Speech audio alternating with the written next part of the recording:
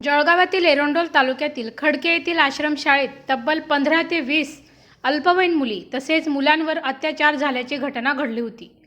या घटनेप्रकरणी बाल कल्याण समितीच्या सदस्यांसह 5 जणांविरुद्ध गुन्हा दाखल करण्यात आला आहे।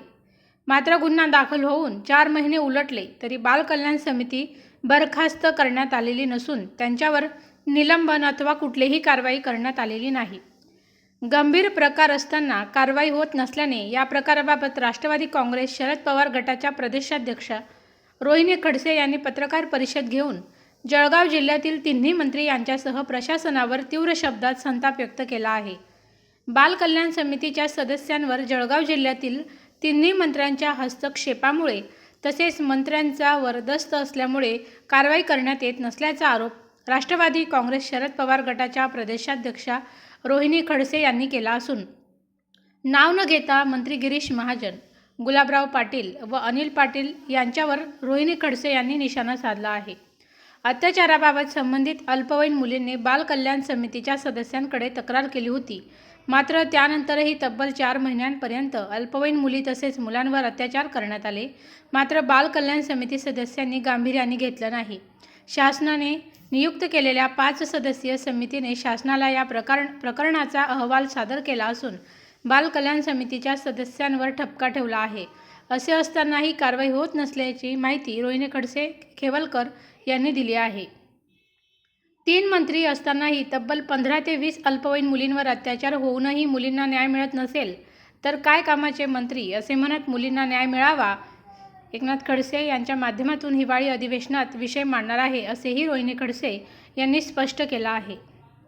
पत्रकार परिषदेचं आयोजन होतं, नेमकं काय विषय होता आणि काय भूमिका आपली? महाराष्ट्रामध्ये महिलांच्या अत्याचाराच्या घटना ह्या वाढताना दिसत आहेत आणि त्याला जळगाव जिल्हा काही अपवाद नाही आहे।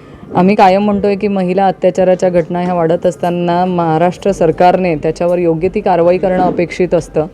पण जळगाव जिल्ह्यामध्ये गेल्या 6 महिन्याच्या आधी एरंडोल तालुक्यातील खडकी येथे जी बालगृहामधल्या लहान मुलं आणि मुलींवरती अत्याचाराची घटना झाली होती, दुर्दैवाने सांगावंसं वाटतं की त्या घटनेमध्ये ज्या जळगाव जिल्ह्याची जी बाल समिती असते त्या समितीच्या सदस्यांवरती गुन्हा नोंद असतानाही आजही तीच समिती कार्यरत आहे।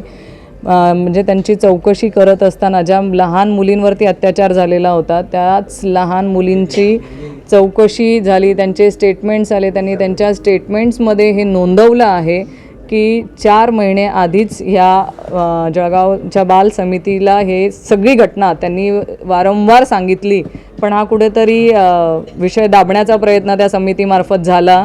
त्या समितीने 4 महिने ह्या मुलींवरती अत्याचाराची घटना शांत आणि बंद डोळ्यांनी ती बघितली आणि ती होत असताना म्हणजे जर त्यांनी लवकर कारवाई केली असती किंवा लवकर हे निदर्शनात आणलं असतं तर 4 महिन्याचा जो त्यांना त्रास झाला लहान मुलांना आणि मुलींना तो झाला नसता। 4 महिन्यानंतर हा सगळा प्रकार उघडकीस आला। त्याच्यानंतर ह्या समितीच्या सगळ्या अध्यक्ष असतील आणि 2 सदस्य या तिघांवरती गुन्हा नोंद झाला। आजही त्या सगळ्या घटनेची चौकशी चालू आहे आणि हे जे समितीचे सदस्य आहेत हे आजही तिथे त्यांना बाल सुधारगृहामध्ये जाऊन भेटतात, त्यांना त्या बाबतीमध्ये प्रश्न विचारू शकतात, त्याच बाबतीमधले सगळे डॉक्युमेंट ही लोक घरी घेऊन जातात। ॲक्च्युली तुम्ही लहान मुलांच्या आणि पोक्सो कायद्याअंतर्गत जे काय घटना घडलेली असेल त्याचं कुठलाही कागदपत्र हा तुम्ही घरी घेऊन जाऊ शकत नाही, तो कायद्याने गुन्हा असतो। पण ती समितीच्या सदस्यांना मोकळीक आहे, ते तिथे जाऊन त्या मुलींना भेटतात, त्या मुलींशी चर्चा करू शकतात, त्यांचे कागदपत्र हे त्यांच्या लॅपटॉपमध्ये ते घेऊन गेलेले आहेत।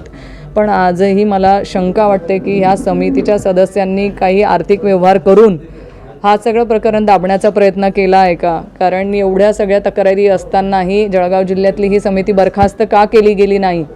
आणि जेव्हा कलेक्टर महोदयांना मी विचारलं तेव्हा त्यांनी असं सांगितलं की हे वरिष्ठांकडनं आलेला आहे, हा विषय आता माझ्याकडे राहिलेला नाही। मग वरिष्ठ कोण? आज आपल्या जळगाव जिल्ह्यामध्ये 3 मंत्री आहेत। माझ्या 3 मंत्री महोदयांना विचारायचं की आहे की तुमच्या जळगाव जिल्ह्यातल्या लहान मुलं आणि मुलींवरती अशा अत्याचाराची घटना होते आहे तर तुम्ही याच्या बाबतीमध्ये गांभीर्य तर तुम्हाला आहे की नाही आहे?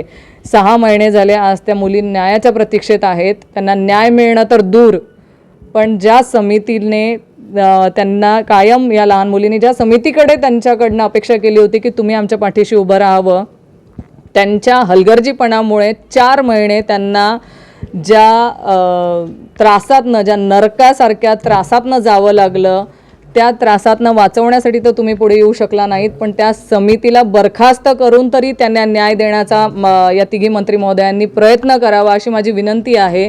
नाहीतर मला असंच वाटेल की काहीतरी आर्थिक व्यवहार झालेला आहे आणि तुम्ही ह्या समितीला पाठीशी घालण्याचं काम करता आहात आणि तुमचं लहान मुलं मुली किंवा महिलांच्यावरती जे अत्याचार होत आहेत त्याला पाठबळ आहे.